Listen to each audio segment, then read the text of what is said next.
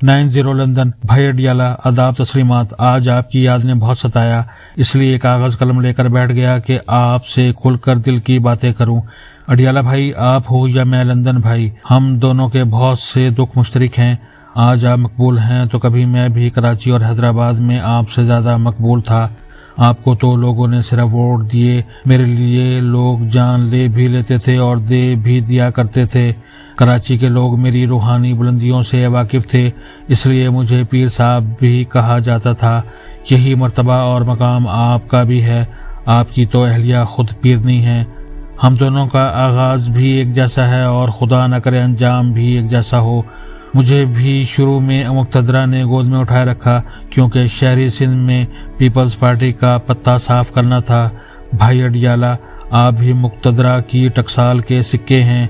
मुक़्तदरा ने peoples party और नून को गंदा करने के बाद आपसे इनके खिलाफ प्रोपेगेंडा करवाया ताकि वो बदनामी के गड्ढे में दफन हो जाएं। हम दोनों को किसी की नज़र लग गई। ये भी हो सकता है कि हम पर जादू कर दिया गया हो। इम्मी भाई, हम में बहुत गलतफहमियाँ पैदा की गईं। आपने मेरे खिलाफ लंदन आकर मुकदमात किए। मुझे इल्म है कि आपको सारा मवाद ताकतवरों ने दिया था। इस वक्त आप इन ताकतवरों का माउथ पीस बने हुए थे। अब आप और मैं दोनों ही मुक़्तदरा के नापसंदीदा बन चुके हैं। मेरे उंगली के इशारे पर कराची बंद हो जाया करता था। अब मैं लोगों को चीख चीख कर रो रो कर इल्तमास करता हूँ, मगर वो मेरी बात पर अमल नहीं करते। पहले ये हज़ारों की तादाद में घंटों मेरी तकरीरें सुना करते थे, अब 100 से ज़्यादा मेरे सामने नहीं होते। मुझे इल्म है कि लोग आपकी अदाओं पर जान निछावर करते थे। आपने पेशावरी चप्पल क्या पहनी, अच्छे खासे आरामदेह जूते छोड़कर इंसाफियों ने कप्तान चप्पल अपना ली।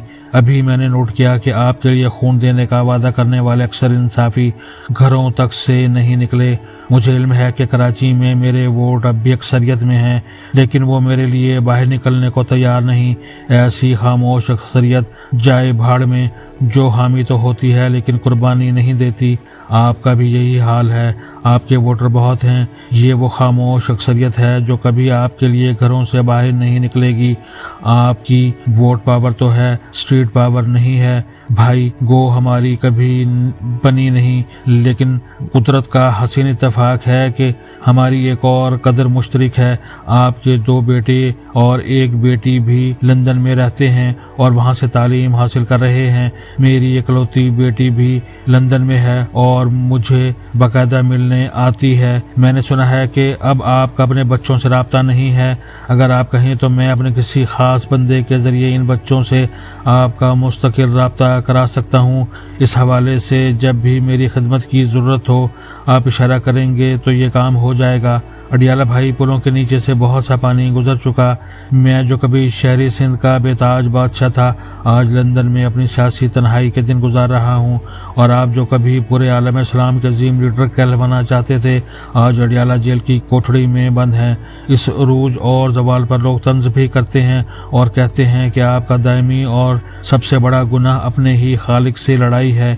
आप दोनों को फौज ने पैदा किया, आपकी परवरिश की, इक़्तिदार दिलवाया और आप इन्हीं से लड़ पड़े। ये तो बिल्कुल बेवकूफ़ी थी। मुझे ये ताना भी दिया जाता है कि मैं मकबूलियत के तकब्बुर में आ गया था।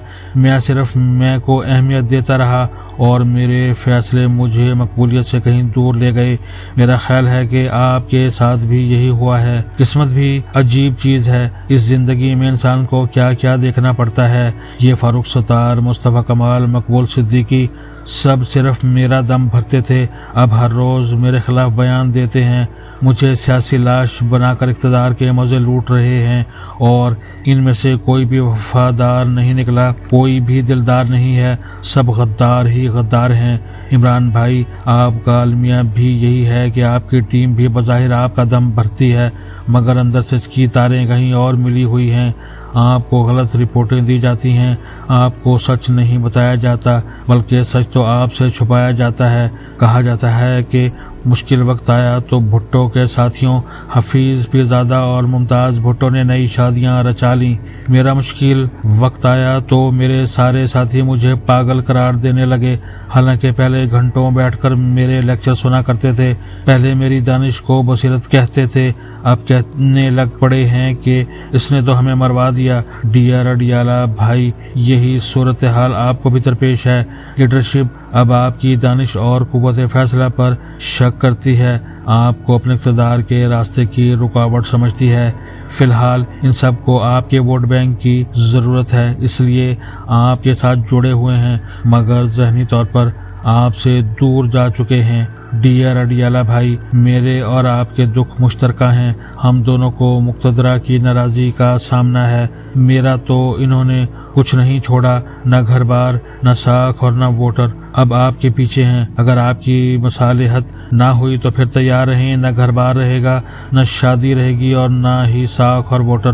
پاکستانی مقتدرہ بہت ہی طاقتور ہے، اس پر کوئی روک ٹوک نہیں۔ وہ پنجابی میں کہتے ہیں نا، توتیا من موتیا تو ایس گلی نہ جا، ایس گلی دے جٹ بھیڑے لیندے بھائیاں پا۔ ان سے لڑنے کا ارادہ ترک کر دیں اور پہلے کی طرح ان سے کمک ہو جائیں، ورنہ آپ کی پارٹی پھر سے توڑنے، آپ پر نئے الزامات لگانے، پختونخوا میں حکومت کا خاتمہ کرنے اور دوسرے اقدامات کی تیاری کی جا رہی ہے۔ ڈیئر امی بھائی، میرا تو کچھ نہیں رہا، نہ سیاست، نہ دولت، نہ شہرت۔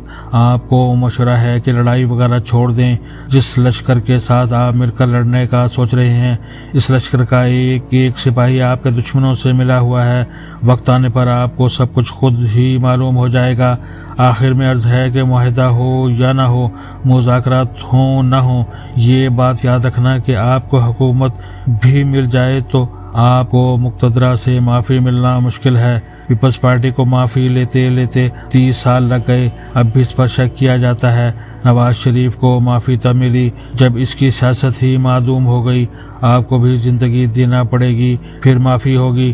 بھٹو نے کہا تھا کہ ہاتھی کی یادداشت بہت تیز ہوتی ہے، وہ بھولتا نہیں ہے۔ والسلام، زخم خوردہ لندنی بھائی۔